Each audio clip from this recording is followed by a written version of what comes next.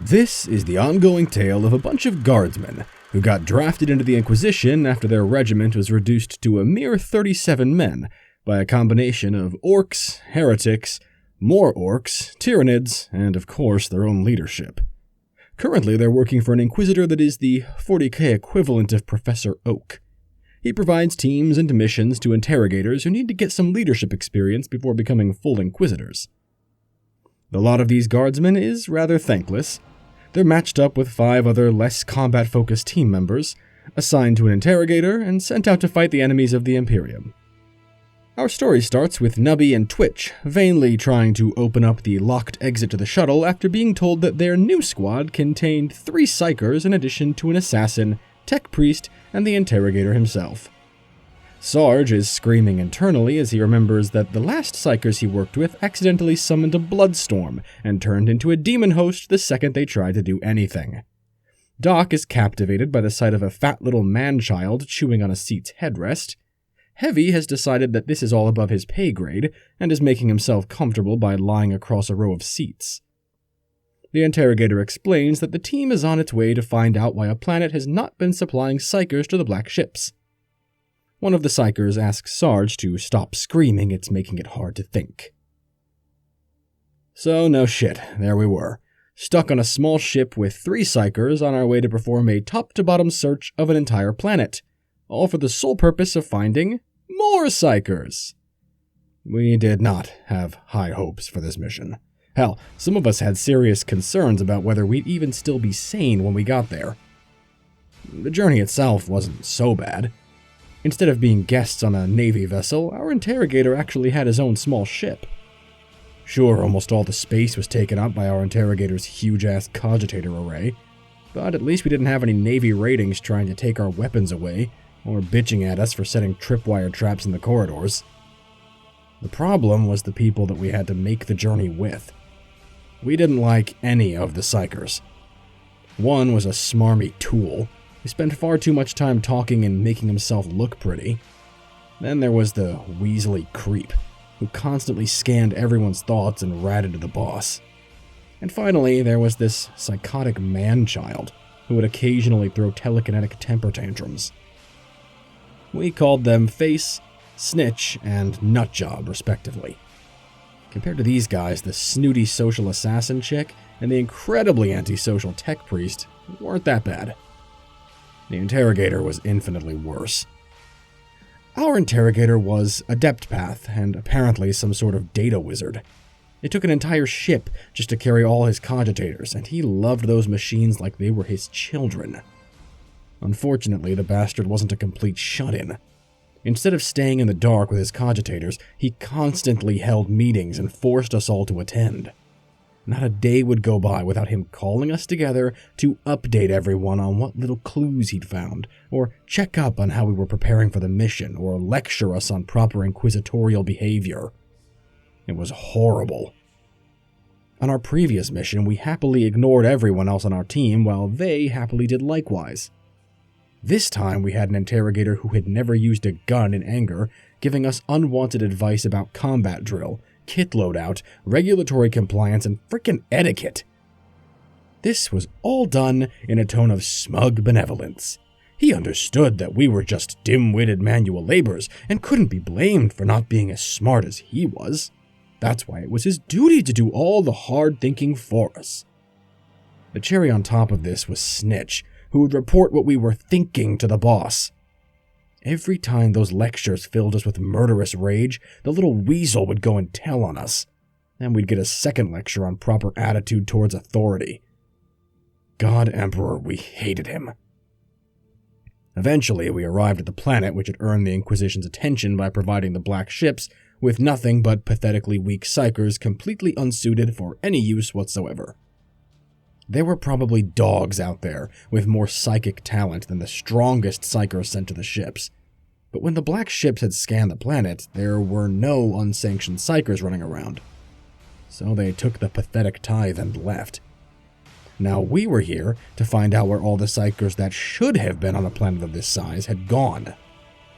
The gist of all the little briefings we suffered through was that a disappearance on this scale meant that we were either dealing with corruption in the government, a massive cult, some kind of Psyker-eating demon, or Eldar.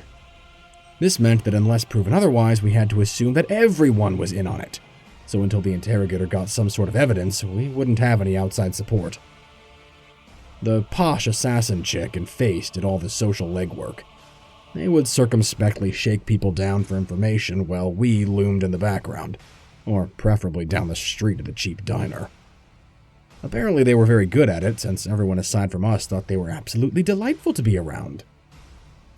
At the end of each day, they would transcribe everything they found and beam it up for the interrogator to process. The other information gathering team involved the tech priest and Snitch, hanging around in the equivalent of an unmarked van. They spent all day driving around, hacking wireless networks, scanning people's thoughts, and dumping all the information back to the boss in orbit. We got to drive the van and fetch snacks. We didn't all get to leave the ship. One or two of us were always stuck at base, since it was apparently our job to babysit the nutjob Psyker. It really was babysitting too, because we'd have to clean up the messes he made, get food for him, calm him down when he threw a fit, and entertain him when he got bored and started pulling rivets out of the walls with his brain. Poor Doc got that job more than anyone else. He just wasn't very good at saying no. Aside from that, though, it was an improvement over the trip out there. We were occasionally able to get away from our teammates, and whoever was backing up the social team got to visit some pretty high-class parties. It was always a nice opportunity to snag some good food, and in Nubby's case, pocket the silverware. After a while, the interrogator called us together and informed us of his brilliant deductions and masterful analysis. These involved money trails, newfound political power, falsified ship manifests, and other stuff we didn't really care about. It all boiled down to someone in the government is selling the Psykers off-planet. Once our interrogator was done explaining his genius, he had everyone but himself rebased to a few floors of apartments, located in one of the larger cities on the planet. After the team was settled in, he sent us out to take some long, hard looks at a bunch of the nearby banks.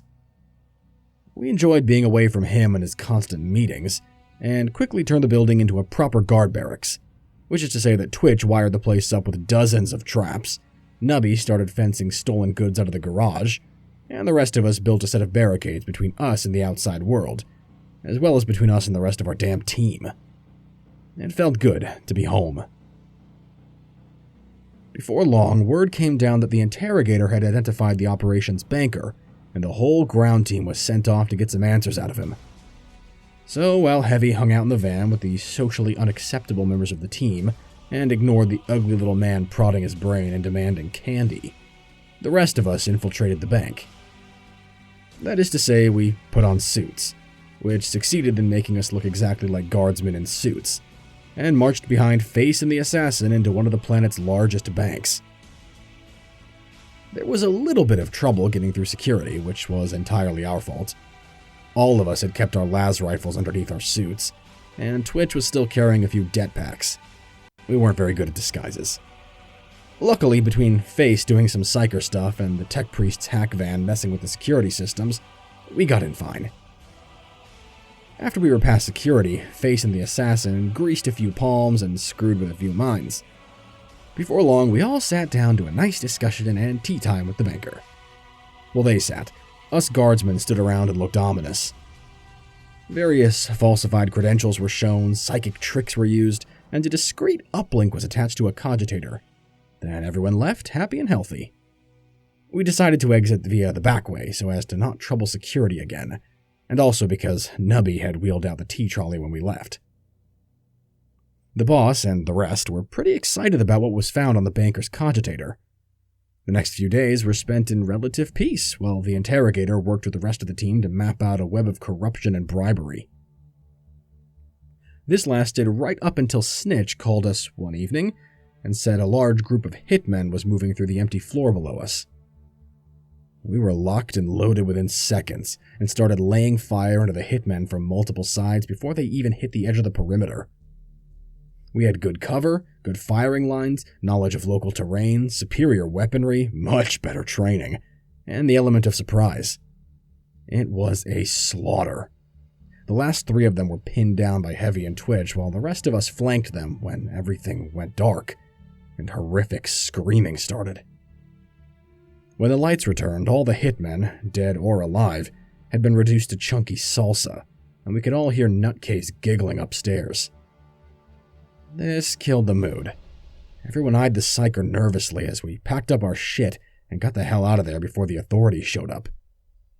We elected to exit via the garages in a cargo truck while the rest of the team used the shuttle on the roof. None of us wanted to be anywhere near the Psykers after that show. Also, Nubby and Twitch didn't want to leave anything behind. We rebased to another, almost identical set of apartments, and went about guardifying it again, except this time Twitch was given free reign on the entire buffer floor, instead of just the entrances and windows. While this meant that entering our base via the main entrance took about 15 minutes and carried a very real risk of grisly death, we knew that people were actively trying to kill us. Also, we didn't want to depend on anyone who turned bodies into chunky salsa and giggled about it for our perimeter security.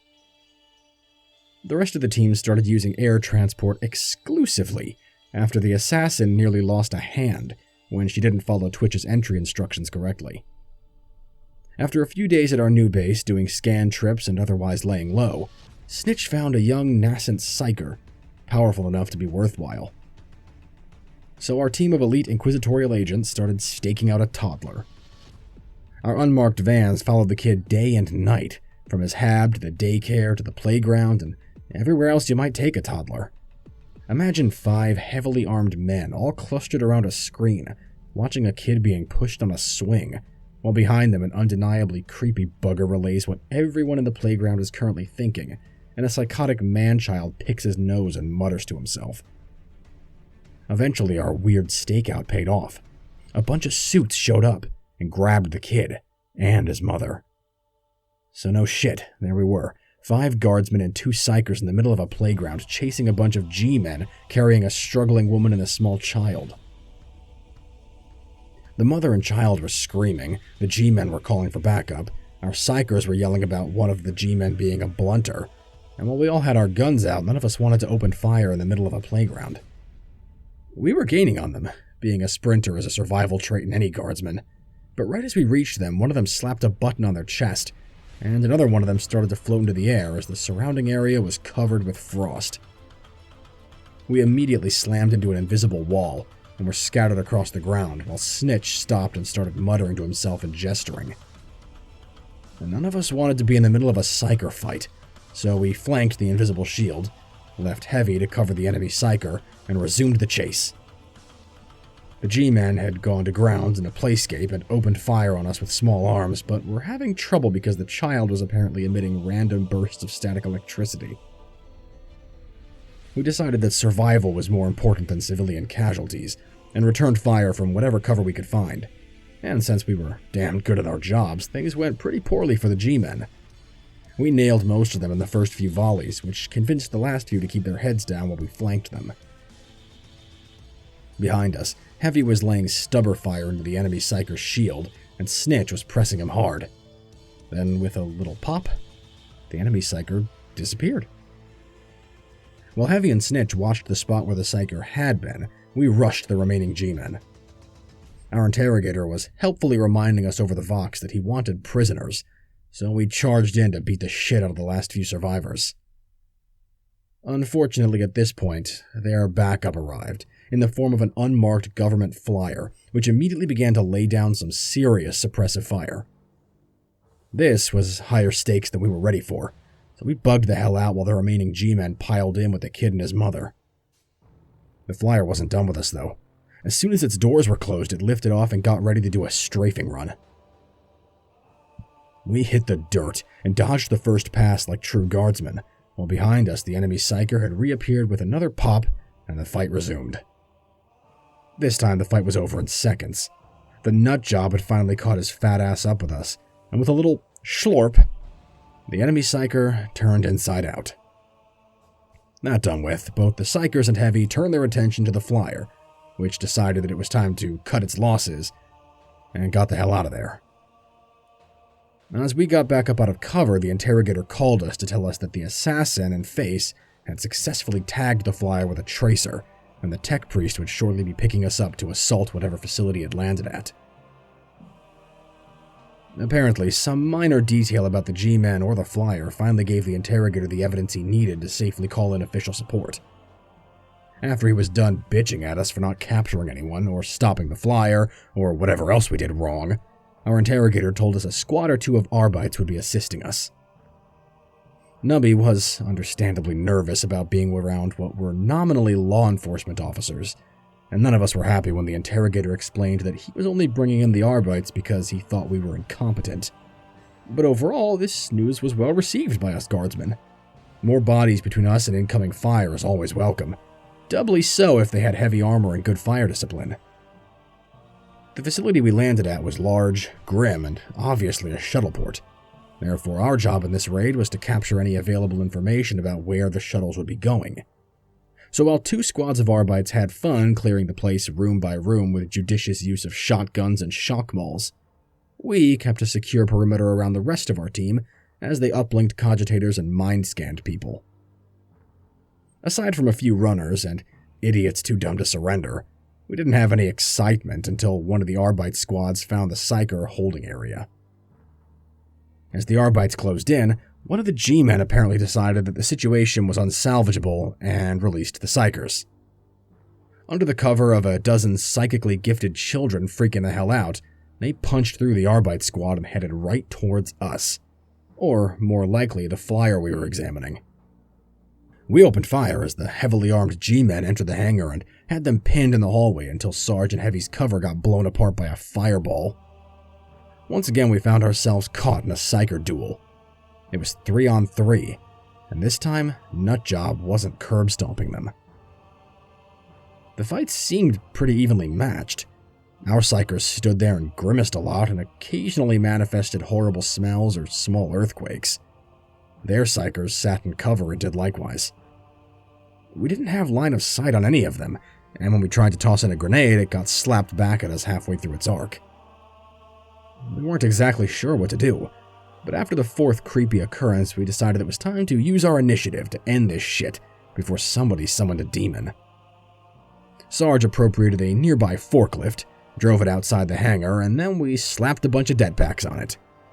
We turned it towards the outside wall of the hallway the Psykers were holed up in, put a brick on the pedal, and blew the entire hallway into rubble before anyone noticed what was going on. It surprised the hell out of us when the dust cleared and two of the Psykers were still there hiding under a shield. But it didn't last long after that. With a hellish bang, one of the Psykers shot into the air and splattered against the shield, and the last Psyker immediately turned inside out. We could hear Nutjob giggling back in the hangar. That was the last of the resistance. We poked through the military hardware that was left behind while the rest of our team did inquisitorial stuff to the surviving G-Men and their cogitators. After they were finished, we packed up our loot and headed back to base to rest and rearm while the interrogator played with all the data we got for him. We were assured that before long he'd know where the Psykers had been sent from the processing facility, and were told to get ready to launch another assault as soon as he had a target. Being Guardsmen, we knew that the best way to prepare for an assault is to eat a good meal and catch as much sleep as possible. So as soon as our kits were prepped, we all hit the sack, while the rest of the team watched the perimeter. This meant that we were all deep asleep, with the exception of Twitch, who merely dozed with his lasgun pointed at the door and the safety off, when a second assassination team got through our outer perimeter. The enemy must have seen the remains of their last team and decided that the Psykers were the primary threat, because this team had at least one untouchable with it. Unfortunately for them, untouchables don't do anything to stop booby traps. The whole team had slowly cleared a small path across the floor that Twitch had trapped and reached the big expensive security door that led to our makeshift barracks. They formed up behind their best infiltrator and got ready to storm the place as soon as he hacked the door controls. Then the door opened, and they had exactly 0.25 seconds to express surprise that anyone would tape several short-fuse grenades to the inside of a top-of-the-line security door. This woke us all up, and Twitch being Twitch, he'd put an entire clip and 2 frags into the open doorway before anyone else was upright. He probably didn't hit anyone since the 6 grenades taped to the inside of the security door had vaporized everyone near it, but he sure as hell convinced their rear guard to start falling back. Not that it did them any good. Before the rest of us were on our feet, Twitch hit the remote detonator for every single mine he'd placed below us. The entire buffer floor was blown to shrapnel, taking the rest of the assassination team with it and setting off alarms up and down the entire block. Luckily, the building was non-flammable and sturdily built, so aside from a very rude awakening, no one we really cared about was hurt. Sarge decided that nap time was over, so we kitted up and waited for the word from our interrogator. Before long, it came. He'd pinpointed a rogue trader that was receiving the Psykers and carrying them to off-world slave markets. A joint naval and Arbite force would meet us in orbit, and we would board the trader before they made their escape. Our primary objective was to capture the senior crew members and find their contact within the local government. Secondary objectives included retrieving any Psykers currently on the ship, capturing the navigational and financial logs, and not blowing the ship up like you blew up our base. Are all guardsmen this incompetent? So no shit, there we were, on a naval boarding shuttle on our way to capture a rogue trader and his retinue from a ship filled with captive Psykers. We were not exactly enthusiastic about our odds of survival. Rogue traders have a reputation for being, or at least employing, very scary people. Plus, an entire ship of untrained ones was a terrifying thought. Ours were bad enough alone. Still, we were guardsmen. Facing certain death for unappreciative superiors is what being a guardsman is all about. None of us really enjoyed the shuttle trip. The pilot was clearly terrified, and the evasive maneuvers made us all nauseous. We half expected to be blown out of space before we got to the ship, but we landed on the hull without incident and cut our way into the interior.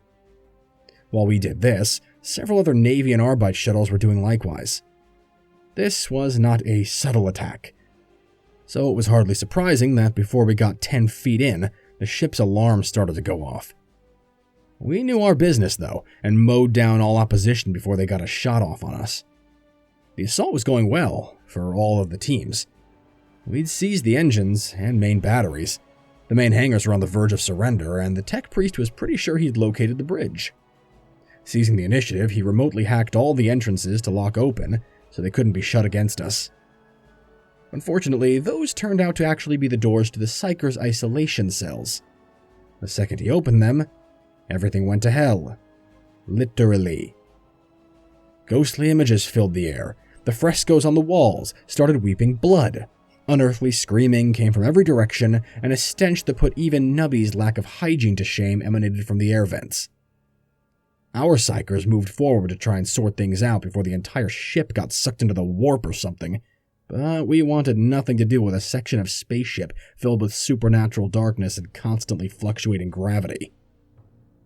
We still had a mission, though, and since the psychic activity was blocking Vox communication, Sarge took operational command. We needed to get to the bridge, which the rather embarrassed tech priest assured us was definitely just a little farther past the Psyker holding area. Once there, we needed to find the rogue trader, subdue him, and hit him until he ratted on his buddies. The problem was that even though there were other passages to the bridge that didn't go through the Psyker cells, the psychic spillover had turned that entire section of ship into a no-man's land. Just walking in there would be suicide, but Sarge figured that there was a safe way to cross the hellscape if we could only find the right people. Sarge was pretty sure that any ship carrying a bunch of unhappy Psykers would have at least one untouchable on board, just in case something like this happened. All we needed to do was find out where they were and convince them to take a walk with us. So we had our tech priest do a quick scan to find out if any areas nearby weren't experiencing paranormal activity, then went to go knock on some doors. Sure enough, we found 2 untouchables hanging out in a cabin speculating on what all the fuss was about. One of them tried to make a fight of it and got shot for his trouble, but the other understood that in times like this, all men needed to come together and serve the Emperor.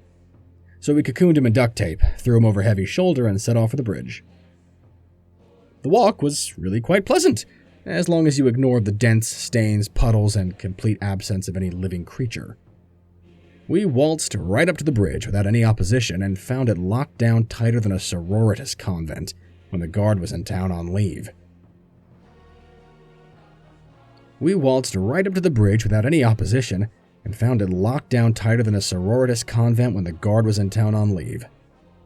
While the locked doors might have posed a problem for some of the other boarding groups, Nubby had helpfully attained several of the cutting tools the shuttle crew would use to open up the outer hull. So, with the tech priest's help, we found a section of wall which was much thinner than the blast door and started cutting our way in. Sadly, even with a breaching charge to help with the final step, a las cutter is not quick or subtle. All we found in the bridge after we flashbanged the shit out of it and stormed in was a bunch of empty seats and a locked door labeled escape pods. We used the ship's Vox to contact the boss and explain the situation. After he was done bitching at us, especially the poor tech priest, he decided that given our lack of success, he would track the traitor's escape pod instead of just blowing it out of the sky. We were to go get our damn Psykers back and get ready to raid wherever the traitor finally went to ground. So, with our duct-taped untouchable in tow, we went back into the psychic no-man's land and started sorting shit out. The DTU really trivialized everything. It was just a matter of walking up to the Psykers, having Doc trank them, then tossing them onto the pallet Heavy was pushing. Occasionally, we'd run into a minor demon or crazed crew member or obvious demon host, but between the DTU and a liberal dose of lasfire, nothing posed a real threat. We eventually collected all the surviving Psykers. A few of them were inside out, frickin' nut job, and found our 3 Psykers a little worse for wear, but ready to go after the rogue traitor as soon as we knew where he was going. The pallet full of sedated Psykers was turned over to the Arbites, along with the DTU. We were sad to see him go. He was like a big sticky teddy bear that kept us all safe and happy, but he had to stay with the Psykers, so we handed him over to the Arbites and headed for the shuttle. The interrogator voxed us with directions to pick up the assassin, who had spent the whole mission getting her nails done or something, and report to an Arbite precinct near some big government mansion. Our interrogator had used his incredible skills and brilliant mind to track the rogue traitor here and oh so cleverly pinned Secretary such-and-such as the mastermind of this whole mess. Our job was to quietly go in and capture the secretary and the rogue traitor so they could be used by the Inquisition to sort all this out without causing a massive scandal or a minor war. So while the Arbites put up a very discreet perimeter, and the tech priest worked with some local engine seers to quietly shut down the mansion's communications, the rest of our team planned our infiltration. By this point, Sarge was done with everyone's shit, and vetoed several complex ruses suggested by the assassin and Face. Eventually, they just gave up, and the team was disguised as a group of heavily armed guardsmen and some dangerously unstable psychers. These weren't exactly the best disguises, but we felt pretty sure that everyone could act their part. Grumbling about obstinate guardsmen and stupid plans, the rest of the team dressed themselves up as officers and good old-fashioned sanctioned psychers. For our part, we tacked on the insignia of a local regiment and caught some sleep while the rest got their costumes in order. When everyone was dressed up, we walked right through the mansion's security, pretending to be a local general dropping off some extra protection for his good friend the secretary. The poor sod was out of his mind with panic. He was calling in every favor he had to fortify his mansion, and we fit right in with all the others. Our credentials weren't even checked. As soon as we claimed to be the reinforcements, we were waved past security and let inside. He even invited the general up to his office to personally thank him for his generosity. We walked right into the secretary's office and presented ourselves to him while the rogue traitors stood behind him and stared at us with boggle eyes. Nothing good can last forever, though, and after a few seconds of speechlessness, the rogue traitor called the secretary a bloody idiot and opened fire. The traitor was a little late, though. By the time he drew his weapon, the assassin had grabbed the secretary, and we had already killed several bodyguards. We signaled the Arbites to move in, grabbed some cover, and started a two-way firefight between the traitor and security reinforcements. We had him well pinned and had started to flank him when the far door burst open and the traitor's retinue entered the fight. 2 of them were already glowing. Once again, we found ourselves stuck in the middle of a damned Psyker duel. Meanwhile, the Arbites moved in to detain everyone, and without direct orders from the Secretary, none of the security forces felt inclined to argue with the Arbite APCs. Back inside, Heavy was mowing down reinforcements with his stubber, Twitch was nailing anyone who left cover, and the rest of us were steadily advancing on the traitor and his Psykers. Surprisingly, the 2 enemy Psykers were holding off all 3 of ours, and aside from a few phenomena, neither side appeared to actually be doing anything. Eventually, our slow advance got us a good shot on the traitor and his retinue, pushing the Psykers to try something desperate. Face collapsed, but one of the traitor's Psykers burst into flame, taking a pair of retainers with him. In response, Nutjob and Snitch doubled down on the last Psyker, until suddenly Nutjob fell to the ground, screaming, and one of the last retainers did likewise. Suddenly the retainer got to his feet and tackled the last enemy Psyker to the ground and started beating the shit out of him while giggling. While we all watched this, Nutjob got to his feet, drew his sidearm, and shot Heavy in the back of the head. A second shot was fired at Twitch, but a quick dodge saved him. Unfortunately, the second he stopped covering the traitor, a round hit him in the back. While this happened, Sarge and Nubby downed the last retainer, and the traitor disappeared with a loud crack. Immediately afterwards, the enemy Psyker stopped moving. Doc ran towards Twitch and Heavy, and both the possessed retainer and Nutjob collapsed again. While Doc started patching up Twitch, Snitch collapsed in exhaustion, and Nubby headshot the Psyker and the retainer that had been attacking him. Sarge scanned the room for the traitor, and with a tired giggle, Nutjob began to sit up. Immediately, the injured Twitch drew his sidearm and emptied an entire clip into the little bastard. No one commented on this. Sarge and Nubby slowly approached the door to the bathroom attached to the office. Right as they reached it, a voice from inside announced, "I would like to surrender to the Inquisition and put myself and my ship at their disposal in this current investigation."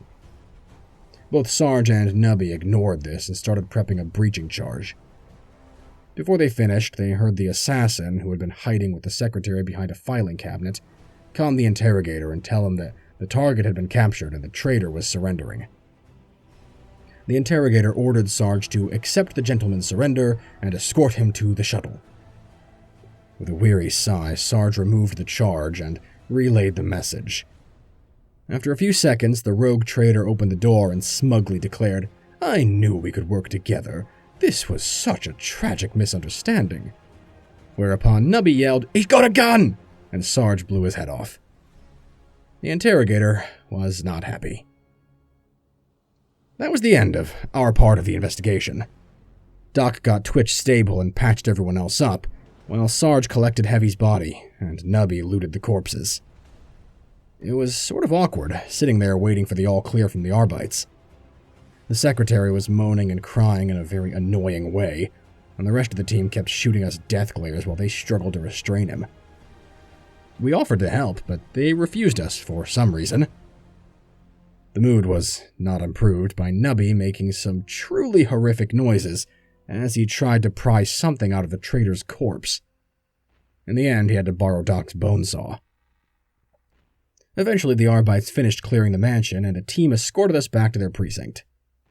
A flyer came and picked up the Secretary, along with the assassin, Snitch, and Face, and hauled them off to some secure facility somewhere. We weren't told anything. We were definitely on the interrogator's shit list. We hung out with the Arbites for a few hours, and they were nice enough to give us some food and help sew Twitch up while we waited. After a while, a shuttle came for us, as well as, to our surprise, the tech priest. It took us to the interrogator's ship. The ride-up was pretty somber.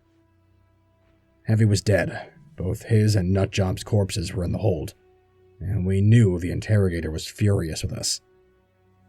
Not even Nubby's jokes about the selling price of second-hand gold teeth, or his reenactment of the rogue trader's death could cheer us up. When we got back to the ship, we were treated to a long lecture about how our incompetence had ruined the interrogator's carefully laid plans. We were told how Sarge's disobedience had removed a vitally useful source of information, how our poor decision-making had killed a valuable teammate, and how the tech priest's mistake on the ship had jeopardized the entire mission. He also made several remarks about our general behavior, attitude, hygiene, and education, then finally pointed out that if only we had acted as professionally as the rest of the team, Heavy would still be alive. If the bastard didn't have remote control of the ship's security servitors, Sarge would have probably killed him. In the end, we were ordered to pack up and return to the shuttle. We would be returning to Oak's ship on a naval transport while the investigation was finished with the aid of the Arbites and local AdMech. A secure data slate containing a summary of the investigation so far, as well as a detailed critique of our performance, was sent along with us. It came with a dire warning that Oak would be expecting the slate, and any attempt to accidentally lose it would go poorly. So we packed up our gear and Heavy, and boarded our shuttle. However, as a final afterthought, we propped Nutjob's corpse upright in the bathroom, where it would hopefully scare the shit out of that damned interrogator. The trip back was a lot better than the trip out. None of the Navy boys bothered us, and we bonded with the tech priest over our mutual hatred of that bastard interrogator. So aside from Sarge's usual drills, we mostly just lounged around and came up with ideas for how to change the report after the tech priest finished hacking the secure data slate. Very few pieces of technology can resist a tech priest with a month of travel time on his hands. Before the trip was even half done, he had it cracked open and ready for a little judicious editing. There was a strong sentiment to wipe the whole thing and replace it with a picture of a butt and a note that said blah blah blah, I'm a gigantic tool, blah blah blah, but cooler heads prevailed. We simply removed all negative references to ourselves from the report and rewrote the disciplinary note to simply say that we were no longer needed and were being released back to Oak. As an afterthought, we went through the entire report and dialed the interrogator's self-praise up to 11. We hoped it would help him come off as a complete tool to anyone who read the report. Eventually, we arrived back at Professor Oak's giant spacefaring inquisitorial school, which was currently orbiting some random agri-world. We dropped off the data slate, got debriefed, and went to go find our fellow guardsmen. Sure enough, there were a few of them holding down the little section of the ship that we had claimed when we arrived. We got together, shared some stories, and planned a suitable funeral for Heavy. We called up the tech priest and found our other cog bro still hanging out in engineering, so we invited them both down to the planet with us. Then we got Heavy out of storage, requisitioned a shuttle, and headed down to the agri-world to give him a proper send-off. In the morning, the cog bros helpfully hauled all of our hungover asses back onto the shuttle and got us back aboard before anyone noticed we had left. That done with, we settled in for a few well-deserved weeks of R&R. On some days, a squad would come back with tales of success or failure, and occasionally missing a few men. Other days, a runner would come down and a squad would head out or a new one would be pieced together. Eventually, the squad's R&R time ran out, so we packed our bags and waited for the runner to come for us. The runner didn't come, though. Instead, one day, as we lounged in our makeshift barracks, a tall man ducked into the room. He wore dress greens and positively reeked of officer. In a chipper voice, he greeted us and invited our squad and that strapping young fellow with the sword to join him on a little expedition. He said he was going into a combat zone and thought that we'd enjoy a chance to get back into action and solve a few little military problems that are right up our alley, what? So with a weary sigh, we gathered up the one man in the regiment dumb enough to prefer a sword over a good old-fashioned las gun, and followed our new interrogator to the shuttle.